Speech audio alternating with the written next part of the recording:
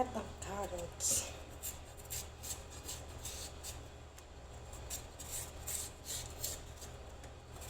Luluto tayo ng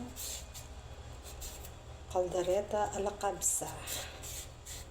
Kabsa pa rin siya. Ilagyan lang natin siya ng tomato paste. Hindi ako endorso ng tomato paste. Pero yan ang karaniwang ginagamit dito.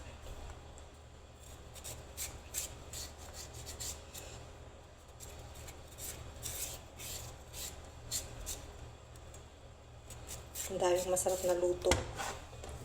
Pero hindi tayo pwedeng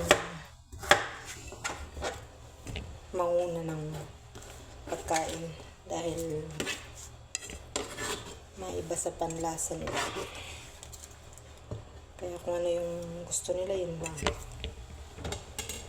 No more, no less, sabi nga. Okay. Ang ating kaserola. Oh, di pa nang hugasan. Sorry. Dito ka muna. At ako'y magliligpit ng aking kalat.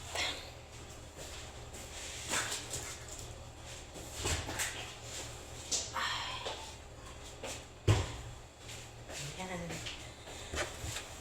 Tayo ngayon ay magluluto ng kambing para sa aming hapunan at tanghalian. Isang kainan lang yun. Hapunan na tanghalian pa. Ay, tanghalian, hapunan pala. Ganito dito sa Middle East. Ang pagkain ng kanin is once a day lang.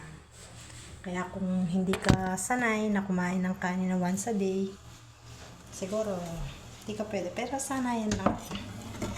Tayo naman kasi mga Pilipino 3 times a day kumakain ng kanin. Dito kasi once a day lang.